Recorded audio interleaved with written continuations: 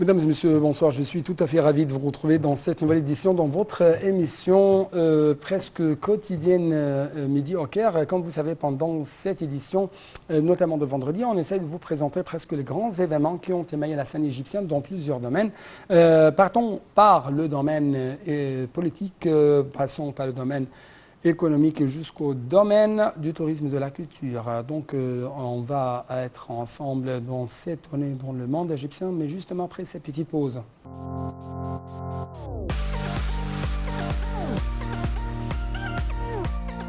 Commençons donc cette édition par les activités présidentielles. Cette fois-ci, on trouve que le président Abdel Fattah al-Sisi avait reçu Madame Anna Lena Barebok, ministre allemande des Affaires étrangères. Le président de la République égyptienne a affirmé la volonté de l'Égypte de renforcer et d'approfondir le partenariat stratégique élargi avec l'Allemagne, qui représente un pilier important pour le maintien de la sécurité et de la stabilité au Moyen-Orient, exprimant dans ce contexte son aspiration à maximiser la coordination et la consultation avec la partie allemande au cours de la période à venir concernant divers dossiers politiques, sécuritaires et économiques d'intérêt commun. Bien sûr, l'Égypte a été bien sûr très apprécié, ou plutôt le rôle de l'Égypte était bien très apprécié de la part de l'Allemagne pendant les différentes rencontres qui ont eu lieu avec ou entre le président égyptien Fattah al-Sisi et les grands responsables de l'État allemand. Donc un tout petit commentaire et après ça on va se retrouver. Le président Abdel Fattah el-Sisi a reçu Annalena Baerbock, ministre allemande des Affaires étrangères. Le président a affirmé la volonté de l'Égypte de renforcer et d'approfondir le partenariat stratégique élargi avec l'Allemagne, qui représente un pilier important pour le maintien de la sécurité et de la stabilité au Moyen-Orient, exprimant dans ce contexte son aspiration à maximiser la coordination et la consultation avec la partie allemande au cours de la période à venir concernant divers dossiers politiques, sécuritaires et économiques d'intérêt commun. Pour sa part, la ministre allemande des Affaires étrangères s'est félicitée de la visite du président à Berlin, soulignant qu'elle contribuera à soutenir l'évolution des relations entre les deux pays de manière constructive et positive, notamment à la lumière de l'engagement du gouvernement allemand à renforcer les cadres de coopération conjoints avec l'Égypte dans divers domaines, louant à cet égard les efforts de la présidente pour lutter contre le terrorisme et l'idéologie, l'extrémisme et la réalisation d'un développement global et durable en Égypte et dans toute la région, tout en exprimant le soutien de son pays à ses efforts.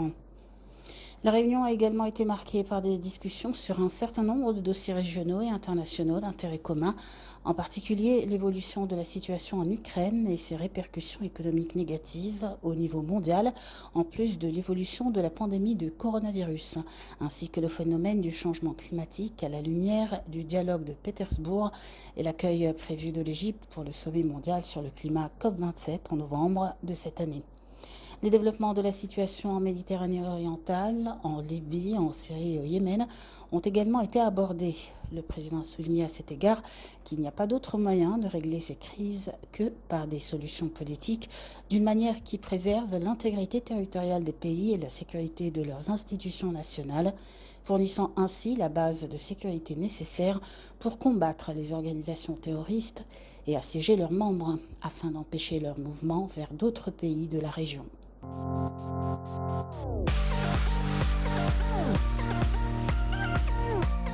En fait, dans ce temps exceptionnel, dans ce temps très difficile que traverse le monde entier, on trouve que l'État égyptien, représenté par le Premier ministre Dr Mostafa Madbouli, essaye à tout prix de faire face aux conséquences néfastes de la crise économique mondiale, à l'issue bien sûr, ou à la lumière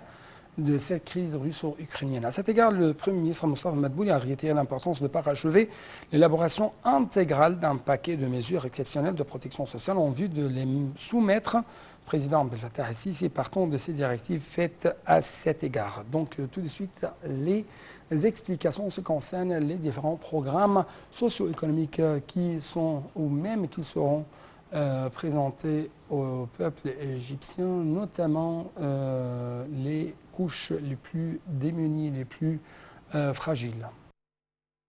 Le Premier ministre Moustapha Madbouli a réitéré l'importance de parachever l'élaboration intégrale d'un paquet de mesures exceptionnelles de protection sociale en vue de les soumettre au président Abdel Fattah el-Sisi, partant de ces directives faites à cet égard.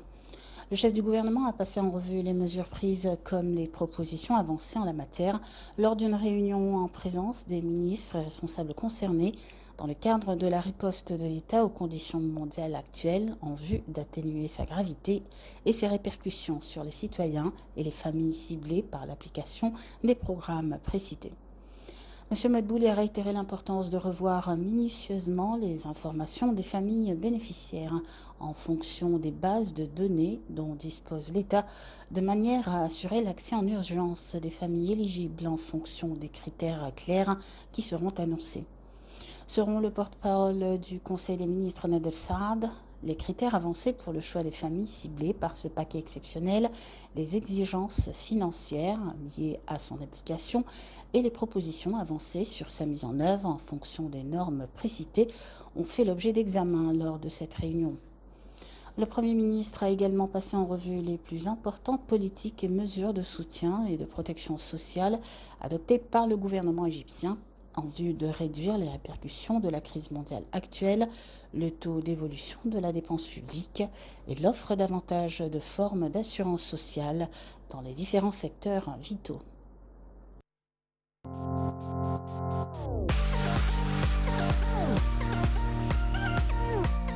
Donc, chers téléspectateurs, au niveau politique, on trouve que de plus en plus, il y a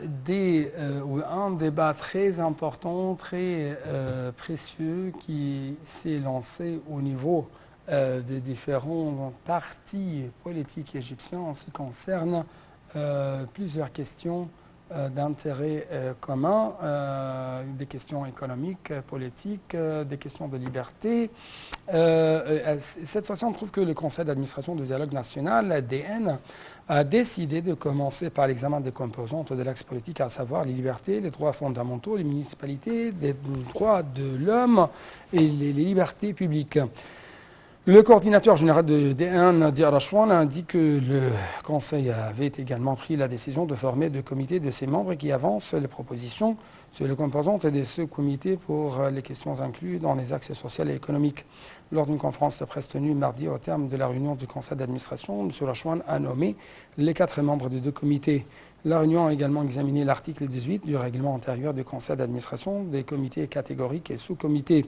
Le Conseil d'administration a valorisé la libération de nombre de détenus en fonction de la grâce présidentielle.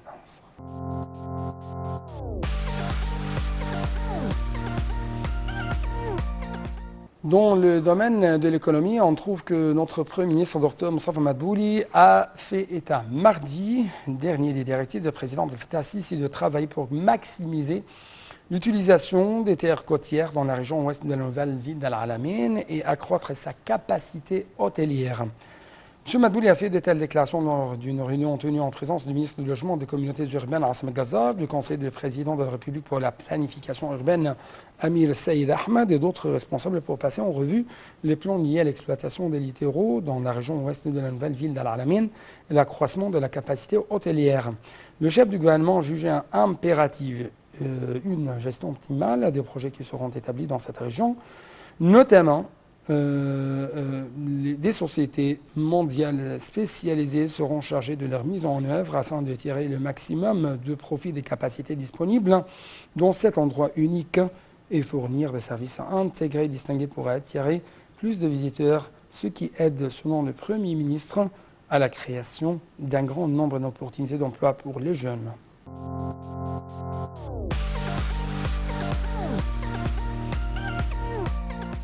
La nouvelle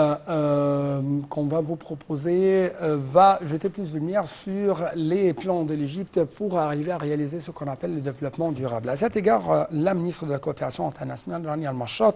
a passé en revue les efforts d'élaboration du cadre stratégique pour le développement durable entre l'Égypte et l'ONU 2023-2027. Bien sûr, cette stratégie retrace la coopération entre les deux parties durant les prochaines années, retrace, ou plutôt renforce les efforts de réalisation de la vision de développement 2030, et ce, en adéquation avec les objectifs de développement durable ODD. Cette, bien sûr, déclaration était intervenue mardi durant la séance tenue sur la coopération multilatérale pour réaliser une convergence de l'économie flexible et globale dans le cadre des travaux du forum politique de haut niveau sur le développement durable organisé par l'ONU à New York. La ministre a indiqué que les objectifs de la vision nationale 2030 sur le développement durable représentaient un dénominateur commun dans les stratégies élaborées avec les partenaires du développement multilatéral et bilatéral en vue de renforcer la coopération et soutenir les efforts du gouvernement en la matière.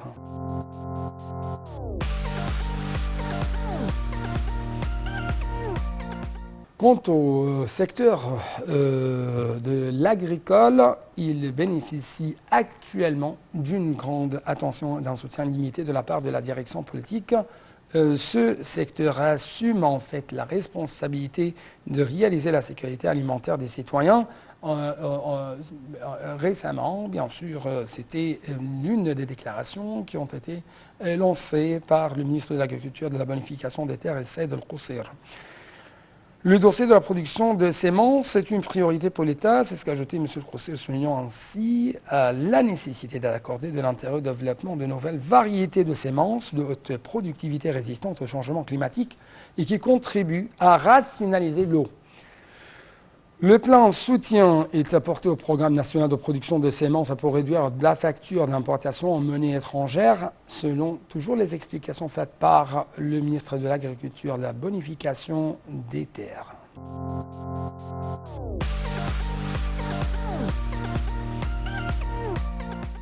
En fait, nous restons toujours avec le ministre de l'Agriculture et de la Bonification des Terres, M. Saïd El-Qusseir, qui s'est entretenu avec la directeure du Bureau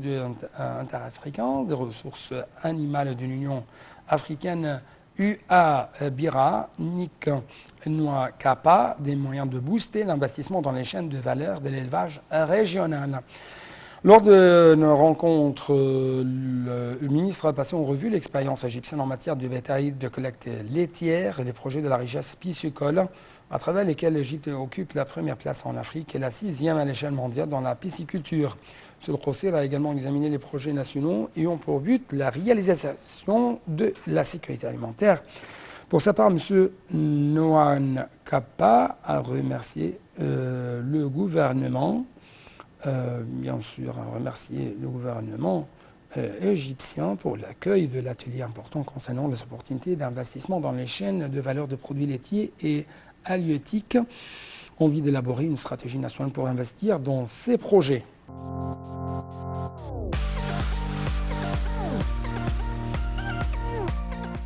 Une fois de plus, selon un rapport publié récemment par le Centre d'information de soutien à la prise de décision IDSCC, les revenus du canal de Suez ont atteint environ 7 milliards de dollars au cours de l'exercice financier 2021-2022 contre 5,8 milliards de dollars pendant l'exercice 2020-2021. C'est une augmentation de presque 20,7%, c'est-à-dire 1,2 milliard. Au cours de l'exercice 2021-2022, le canal de Suez a enregistré de nouveaux chiffres records sans précédent dans son histoire, avec des tons de marchandises et de revenus annuels les plus élevés, c'est ce qu'a indiqué le rapport. Bien sûr, le rapport a de même évoqué une augmentation significative du nombre de navires transitant le canal avec 22 000 navires ayant traversé le canal pendant cette période, contre 19 000 navires au cours de l'exercice 2020-2021, soit une augmentation de 15,7%, a-t-il indiqué. Aussi, 1,32 milliard de tonnes de marchandises ont transité par le canal, en hausse de 10,9%.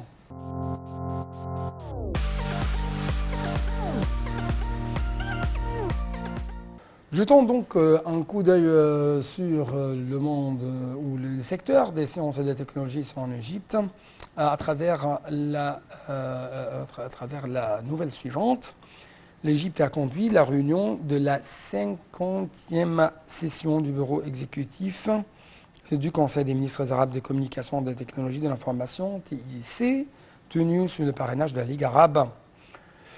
Les évolutions technologiques successives exigent de renforcer la coopération bilatérale et régionale entre les pays membres, d'échanger les expertises et les visions en vue d'optimiser le rôle des TIC et de la Poste dans les pays arabes, et ce, en adéquation constante avec l'avancée technologique. C'est ce qu'a dit le ministre des TIC, Amr Talat. Elle a réitéré l'importance de cette réunion périodique qui offre une opportunité optimale de partage d'expériences et de consultation sur les actualités survenues sur l'échiquier arabe, régional et international, en la matière en vue de répondre aux aspirations du peuple arabe et réaliser leurs intérêts.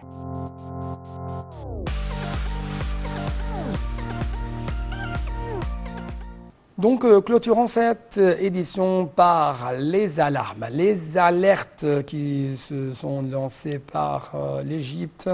en ce qui concerne les changements climatiques, en ce qui concerne les effets de ces changements au niveau de l'eau, au niveau de l'irrigation.